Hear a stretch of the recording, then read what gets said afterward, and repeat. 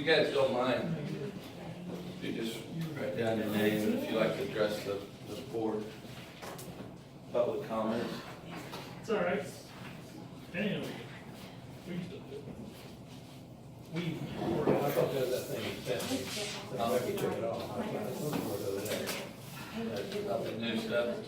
Did you have a version of that? No, We got some, that piece was gonna be revised. Right, yeah. We don't put it The amended, in. yeah. It's posted. that's all right. Had something in that hole. That's okay. About Packers, all right, do you need any? Yeah, no, it was something like that. So we have a sheet going around right now for public comments that, first off, if we could take a roll call.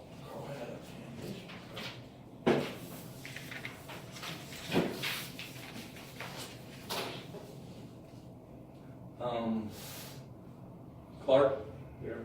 Crockwood, Here. Fiddler, Harna, Gates, Here. Johnston, Sure. Bell, and Eads is present. All right, before we get into the public comment section, want to try to discuss or make it clear that the 911 board has one employee, and that's Nanette. But if anybody wants to discuss any complaints or discipline actions against our employee, we can do so in the executive session. But if you have any complaints about any employees that are not ours, I would ask that you address that with the proper board, which would be the county board. You are free to speak in public comment section, but just so you know, if it becomes a matter of an employee that we don't employ, but it has something to do with our system, you know, the 911 system, we're in charge of the dispatching, we're in charge of the computer system, we're in charge of the paging system. And if there's any problems with that, we'd be more than happy to listen to that.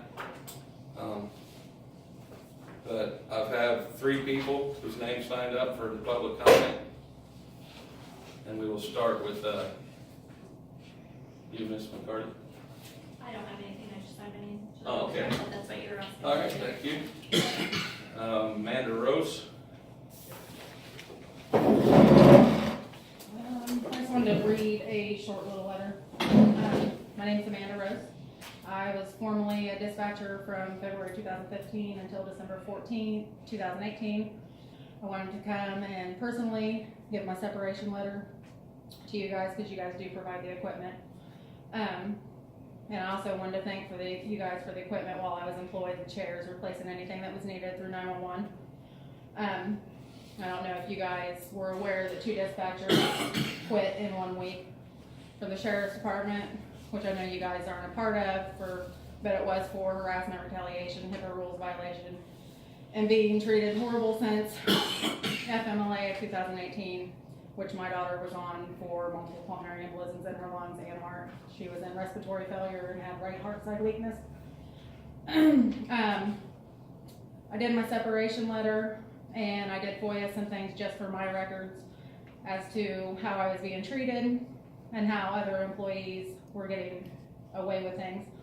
It was brought to my attention today that Mrs. Krippis was still harassing me today, advising that I was calling county board members profane names. Okay, I'd like to stop you there, I'm sorry to interrupt, but if you have a complaint against her or any type of So complaint. should I go to the county board then? No, we'll listen to you during our executive session, which is where we'll listen to that. And you're more than welcome to join us in our executive session. And when is that? That will be at the end of this meeting tonight. Okay, So if you want to discuss this during our executive session, we'll be more than happy to listen to you Okay. during that session, if that's okay. no, that's Not fine. to I mean, I interrupt was you. just told today that she was making comments. Yeah, and- that's fine, and we can listen to that during our executive session as a Okay. board, and you'll be asked to come in and join us, Okay, and all that will be recorded also, but then, okay. Ms. Krippis probably won't be in here, but then you can address us Okay. if you have a complaint against one of our employees, okay? Yes, then I will be back. All right, and that's fine, you can sit there, I mean, you can sit there during the whole meeting, and Oh. feel free to sit there. Okay. But our executive session will be towards the end, okay? Okay. All right, but we appreciate it. Bert, do you have anything? Yeah, I got a couple things, just in regard to what you just referenced. You have the right to express this in a public meeting, no matter what she wants to air about any employee, including your single employee. Yes, it will be recorded in closed session, but then it won't be public. And that's part of why you disclose things like this in a public meeting. My purpose for coming tonight, as a reminder, back in 2010, roughly 2011, I took a call for an 11-day-old baby not breathing. And that is what started the Edgar County Watchdogs, because I was lied to by your director at that time regarding certification of dispatchers. I've been informed by multiple people that we've had an 11-year-old die in this county, and that CPR was improper over the phone, and there wasn't even chest compressions until 7 minutes into it. I would like you folks as the board to identify whether that's true or not, because if it is, it's a I told you so. Because that's what I begged years ago, was medical protocols on our dispatchers. And now I'm being told that we've lost one that didn't have any chest compressions for up to 7 minutes in the call. And I think that needs to be investigated. So you're saying that you were told that information, you don't know this to be factual, but you would ask for an investigation to be done from the sheriff's department? No, I'm bringing to this board and to your 911 director, who I believe has firsthand knowledge of the call, to identify whether or not there's truth to it. But I've heard it from at least 3 sources, and I will follow up with additional information with the sheriff, but I'm bringing it to this board as well. I think that's good, and we will follow up and we'll get your answers for you. If Thank that you. in fact is true. But you How know, that's, recently was this? Do you have approximate data service or data? it doesn't matter, she knows the information, and we'll follow up with it, and we'll get you the information that you want, right, for our quality control from our calls, and I think that it is very serious, you know, and it's something that we need to look into. Thank you. And we will look into it for you. Do you have anything, Bob? No. All right, thank you guys. And, Did you have anything for our executive session later on about? No. Okay, all right.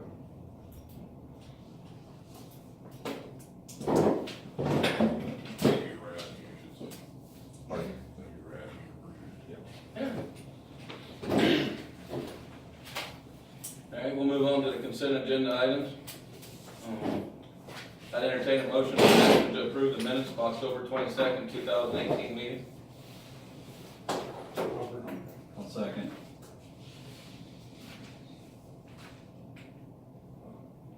So I make a motion. Yep. Okay, we need to get a vote for it. Clark, Yes. Crockett, Yes. Fiddler, Yes. Barnum, Yes. Yates, Yes. Shaughnessy, Yes.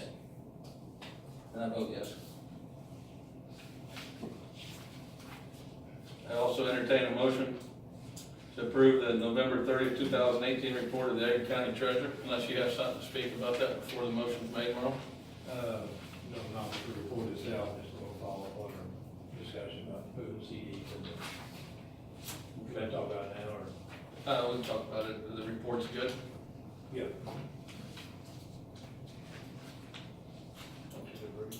Second.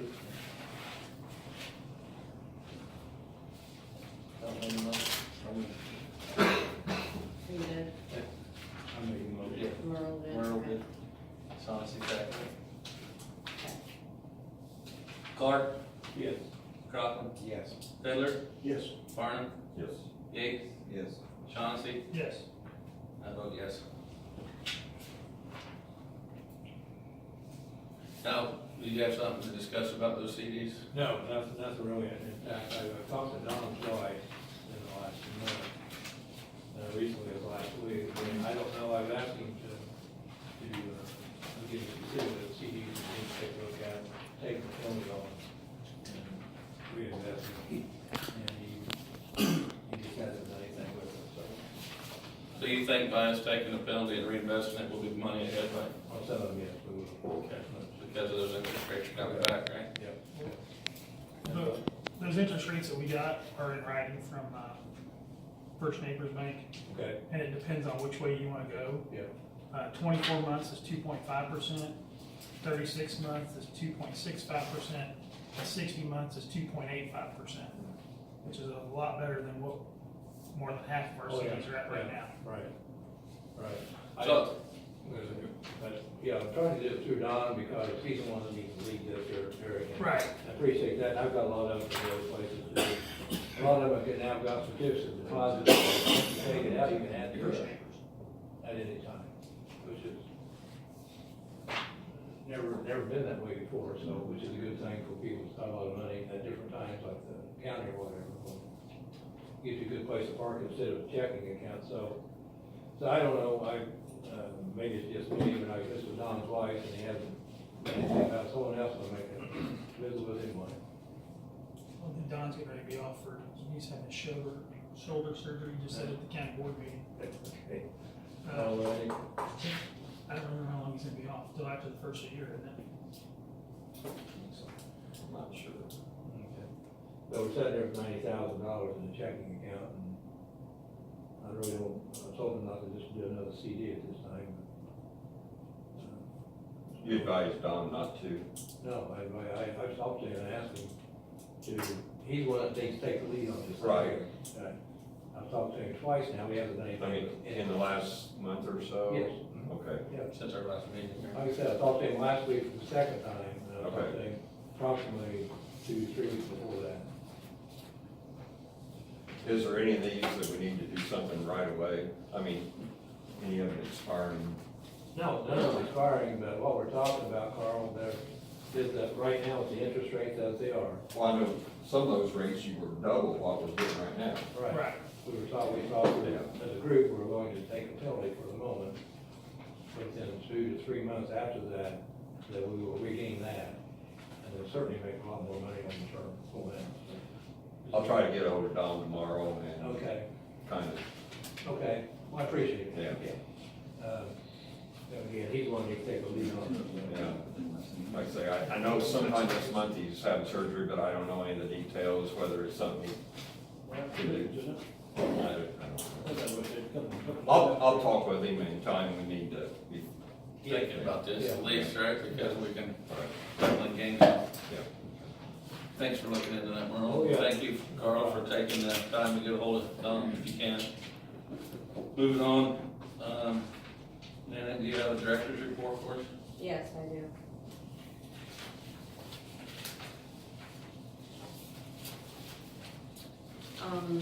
It's primarily about the next gen stuff. I, attended a meeting in Normal, Illinois on November 28th. It was about NG 911 in Illinois. And the state still has not completed the RFP for the next gen statewide system as of that date, but they were hoping to get it out by the end of the year. This has to be completed before they complete the RFP for call handling equipment, which is what we're waiting on to purchase equipment. The date for the NG 911 implementation in Illinois is still July 1st, 2020. So it's gonna be interesting to see if they can meet this date, because the longer this RFP drags out, the more unlikely that's gonna be.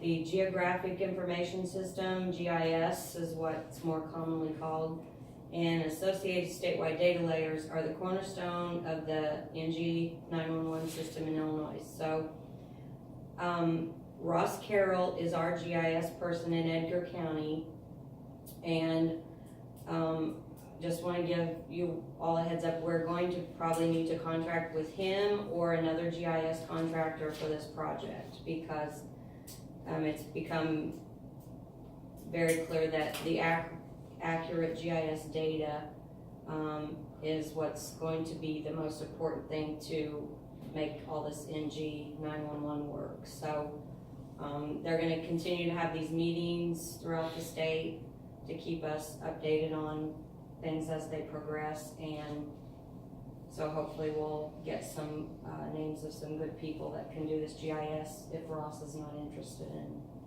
doing it for us. So. Is there other benefits, maybe you two would probably know, for this GIS system, not just for 911, right? No, I mean, the data is what has already been, he already has it, so, but they have formats the state requires for 911 that may be different, that I'm not a GIS person, I really don't know that much about Is it. that stuff through the supervisor or assessor's Uh-huh, office? uh-huh. Okay. Yeah, we need to do that to make sure that that information will transfer over to the Yeah, it has 911 to. and the next gen, and we need to make sure we get that information. Right, it has to be accurate, so Is Ross, is he the current? that's what he Dina work- told He me. works for the county though? Oh, yeah, Right. he's the IT person for the Okay. county. Okay. And you'd have to have a separate contract with him or somebody, is what they're saying. Yeah, cause it's gonna require a lot, it could almost probably be a full-time job, you know, for a year or so, I'd say, while we're getting it all.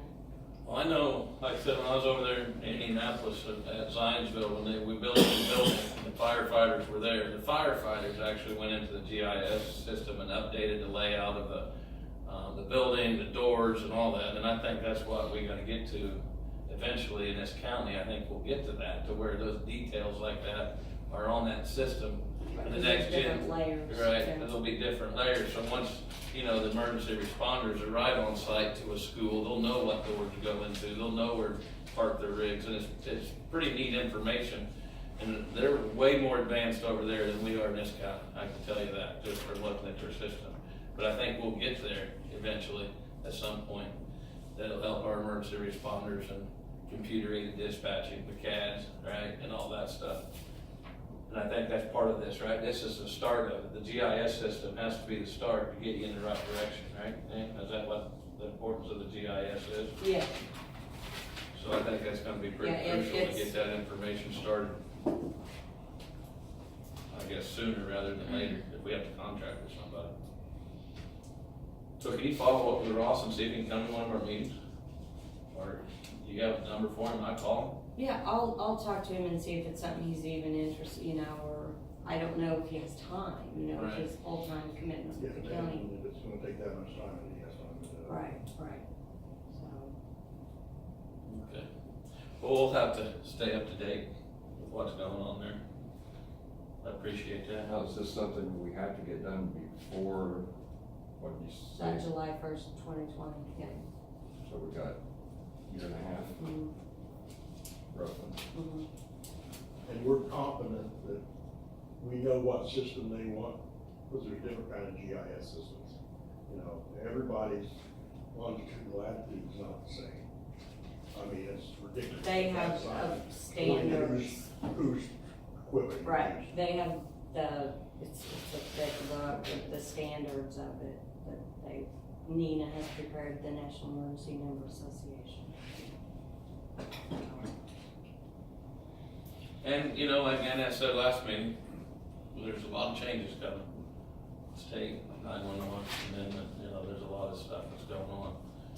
Slower, you know, as we thought, it's very slow, but it is coming some changes.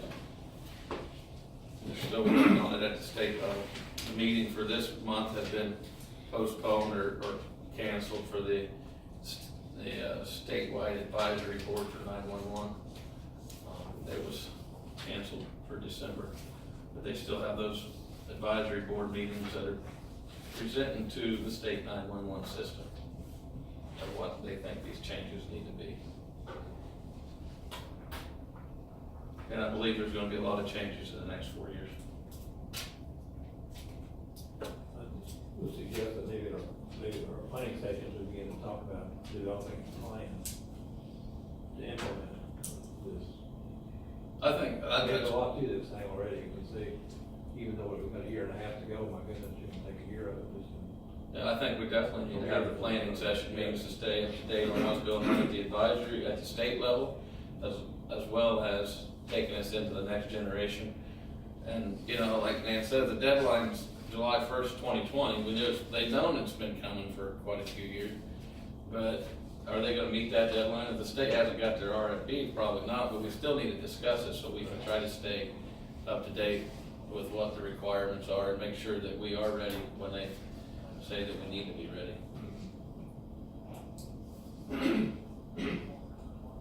All right, moving on. Payment of bills. I'd entertain a motion. Oh, I'm sorry. Did you have anything else, man? Nope. All right, sorry. Thank you.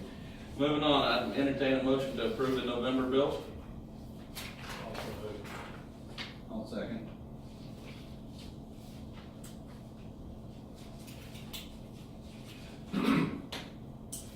Clark, Yes.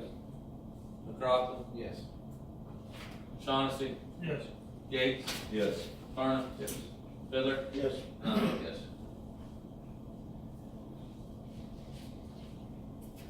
Everybody see the bills to be paid in December? Get a chance to look at it, might entertain a motion to approve the bills to be paid in December. I'll make a motion. Second.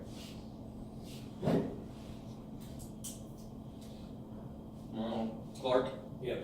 McCroskey, Yes. Shaughnessy, Yes. Gates, Yes. Arnold, Yes. Fiddler, Yes. and I'll vote yes. Is there any other correspondence for the board?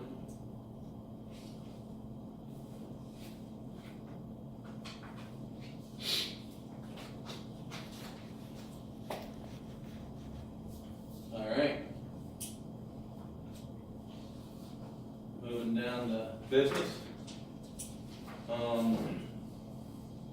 The annual evaluation of the 911 director, and an action to approve any wage adjustment. I'd like to move that into executive session so we can all discuss her, evaluation, if you don't mind. Is that all right? Anybody have a problem with that? Okay, Need a motion to do. Take a vote. Or not? to do it in executive session? Yeah. No, I don't think so. We can. We'll make a motion, move it to executive session. I'll second it. I mean, if that's what you want to do, I'll make a motion. I just want to make sure we do it right. You want to second a motion, move it to executive session? Sure. All right. Clark, Yes. Crofton, Yes. Chauncey, Yes. Gates, Yes. Arnold, yes. Yes. And I'll also vote yes. All right.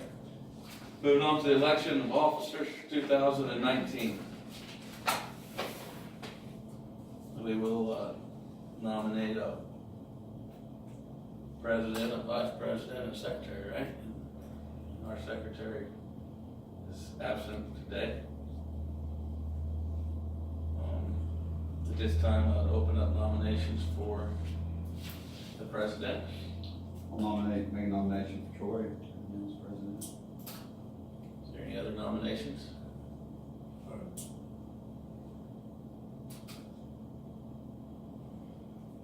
All right, nominations for president be closed. Take a vote on that. Clark, Yes. Crawford, Yes. Johnson, Sure. Yes. Gates. Yes. Yes. Yes. All right, thanks. Thanks a lot, Brian. This time I'll open up nominations for the vice. Any nominations?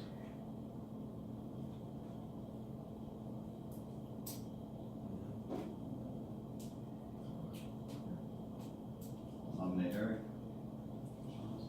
All right, Brian nominates Eric. Anybody got another nomination?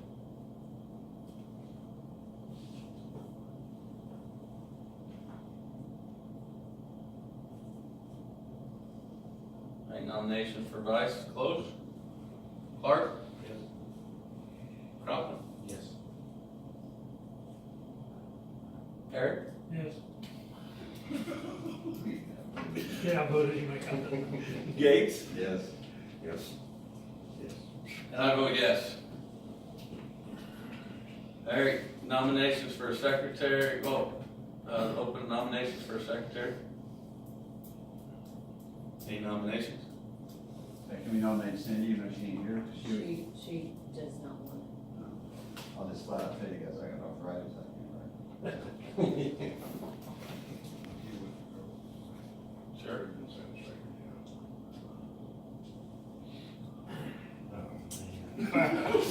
I nominate Dave.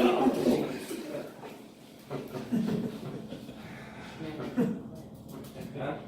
You may quit. What do we do if we have no nominations for a secretary? Well, yeah, number one, does the secretary have to be a member of this board? I think would be the first question. Second, if Cindy doesn't want it, certainly she does an excellent job. Right. I mean, that's her Absolutely. background and the minutes are detailed and accurate. And I know I can't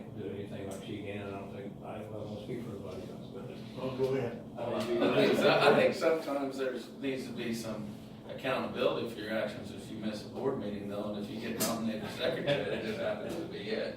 So, that's fine, if that's what you wanna do. But if she doesn't wanna do it, right? If she did, that's what she, That's what she- that's who is saying, if that's correct. And maybe why she's not, I don't know. She had Okay, a work yeah. commitment. So. That's just, I was throwing that They out. always have Augie bid. Pardon? Yeah. He's, I mean, Merle's got a good point. Does it have to be a person of this board, right? I don't know that answer, but we can look into it, but it always has been. We can leave it open for this meeting. Discuss it, maybe again, when we're planning sessions and try to find a solution and maybe you can visit with Cindy, maybe she'll take it from us. Should we just go ahead and nominate her for that, and then if she refuses to do it, then we have to look for a different, Sure, Trevor's coming up next year, right? yeah. But I mean, if she doesn't want to do it, and we want to look at other avenues of doing that, then Okay. at least we have somebody in that position. Okay. Does that make sense? That'd be fine. I'm good with that, cause then she can, she doesn't wanna do it for very long, but she can, yeah, she can give it up and start to show someone how she does and tracks, and she has already stuff made up and makes it easier. That wants to do that, I'll nominate Cindy. all right? Any other nominations for secretary? All right, nominations for secretary closed. Clark? Yes. You bet. Chauncey? yes. Gates? Yes. Yes. Hitler? Yes. I vote yes.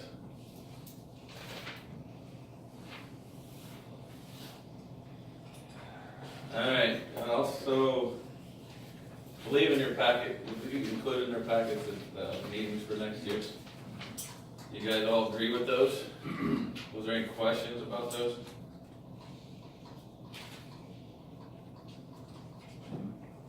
I entertain a motion to approve dates, time, and location of the meetings for calendar year 2019. I'll motion. Second. Clark? Yes. Crop? Yes. Johnson? Yes. Gates? Yes. Yes. Finley? Yes. I vote yes.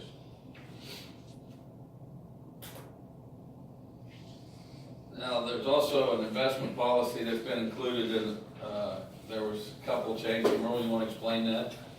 Just a small change? Yeah, the main change to it was just simply, we talked to the group, we're gonna expand our options. Our first one that we had was restricted in terms of our investments to stay within Edgar County. And with the changes in the banking world today, the group here, wanted to expand it to, also to counties that are adjacent to our county. There's an opportunity to look for rates and what have you, so. And that's the basic change. So, the investment policy itself pretty much mirrors the county's investment policy, but just basically that minor change right there. Whereabouts does that language change in the middle of? Okay, I see it. Okay, I see it. you got it. Yep.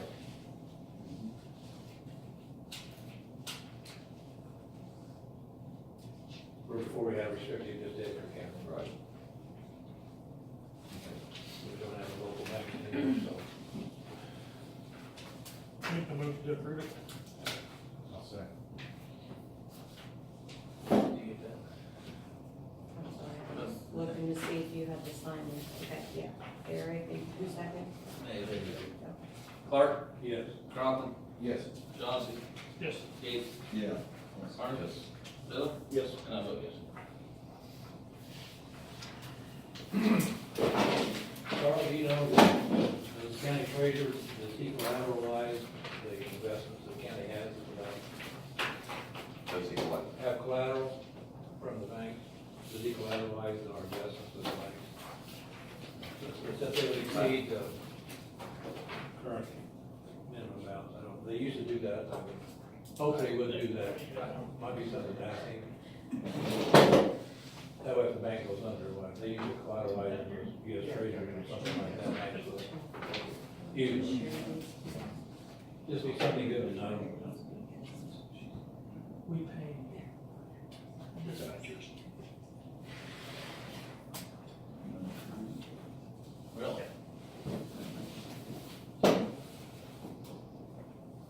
Yep. We pay 40% of the dispatch cost. All right, so, moving on, a discussion on the dispatch cost for 2019. We, Lynette, Carl, Jeff, and I had a meeting the other day where they pulled up, Lynette and Carl brought all the stuff together from the county treasurer's office about what the actual cost of dispatch was budgeted for 2017 to 18, and then what the actual cost was. The difference was only $2,293, which I think is an amazing feat to be that close to being on budget. And typically, we paid 40% of the overall cost of what dispatch services cost the sheriff's department. And that's with that contracted rate where we were paying them $28,100, I think, a year, or a quarter for dispatch. 25. Yeah. So, what we looked at was what the projected costs are gonna be for 2018, December 2018 to November 30th, 2019, with the increase in salaries, overtime, part-time, health insurance, uniform allowance, workers' comp that is all there, and it comes up to $292,472 is what the budget is for dispatch. And when we were talking about it, and my belief is that we should cover 50% of the cost of dispatch. They do work for the sheriff's department, but we're as 911 are required to have someone there to answer the 911 phones 24 hours a day, 365 days a year. So I just think it's fair that we share half the cost of what it costs to dispatch 911s. Because whether they're doing 911 dispatching, police, fire, or EMS, they still have to be there. And I just think it's fair that we pay 50% of the cost of what's projected for it. I don't know, I feel if we're paying 50% of the cost, then we should have some input on issues that arise in regards to whose employees they are. Yeah, I think, And I think with that, we can't be sued, or I think we have to do an intergovernmental agreement, the county board does, with us to be able to have a seat at the table that we don't have right now. I mean, because there are issues with dispatching 911 calls that we need to be able to have a say in. I think, But we can't force ourselves onto that, but the county board could give us a seat there to be able to talk with them over that. I agree. We have to have a seat, all right? We're gonna be manning that position anyway. I agree with the 50%, and I agree with Brian. Some issues have came up in personnel matters before, right? The hiring, firing. There's big confusion and a big cloud over here of who do the dispatchers work for, who are they employed by, and who's their boss. But we need to clear that up, I think, going forward. I mean, it's a headache for the state's attorney, it's a headache for the public, it's a headache for us, and it's a headache for the sheriff. Previous sheriff was in position. There was some confusion over who they reported to, the procedures they followed, and he didn't want anything to do with dispatchers, right? And it was no secret, he'd be the first one to tell you. The sheriff has dispatchers, and they have people that they need to rely on and be able to, discipline or hold accountable for people's lives on the line, just like we as in the 911 side have the same. But if it's gonna be a 50-50 deal, then we need to figure out some way to clear up those muddy waters, right? Who they report to, or the hiring, firing, discipline, and being that it's an organized workforce, I think it's difficult to do that. And I don't know that that's the difference, right? But, you know, like you said, having a seat at the table, an intergovernmental agreement, union representation, that it's tough. It's very tough. That'd be something I think Mark would have to. Absolutely, and I've But- talked to Mark about it, and you're right, but he'd have to answer that question for us. Go ahead. But I just think that, I mean, overall, I think that to do right by the county, we should cover half of the cost of what it costs for dispatch. I mean, that's, whether at 3 in the morning they're busy or not, someone still has to be there to answer the phone. Somebody's gotta be there from the sheriff's side too, I agree. right? So, So, when we discussed this 40%, and Carl, correct me if I'm wrong, because you were part of it, right, is we looked at like time studies of how much of their time for medical calls versus police calls versus tow reports versus opening the window for inmates visiting and all this stuff, right? I mean, you have to look at that balance, and I don't disagree with covering 50% cost whatsoever, but we gotta be justification to do that, right? And I think, like you said, we're gonna have somebody there no matter what. They're gonna have somebody there no matter what. But what percentage of their time is spent with 911 versus other activities at the sheriff's department? right, and then how much of their time is there just doing But- nothing? If we're gonna make it a 50-50 deal, then let's do it 50-50 all the way, right? I mean, how can we control these costs if we don't have a seat at the table, right? How can we control our 50%? You know, that's almost like taxation without representation. You know, I mean, that's a weakness, that's not good. And if we don't have a seat at the table to discuss our costs, I mean, that's how we control them. But even to the public, and even to some of our employees, I think it's confusing of, you know, the process. It's our equipment, right? A lot of it's our policies govern the use of our equipment, right? From the 911 side. And then you have sheriff's employees using it, which that's where it becomes a little muddy.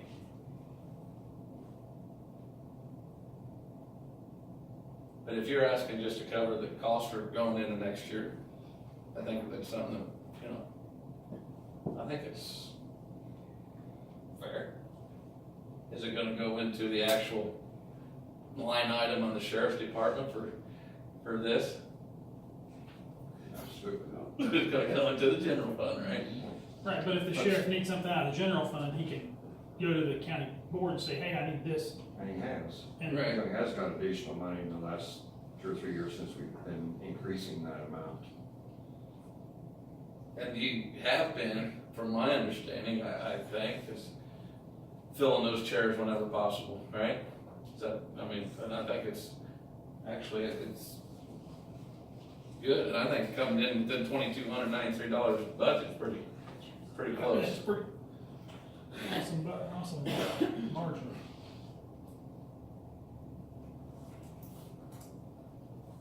But these figures that you guys all agree upon,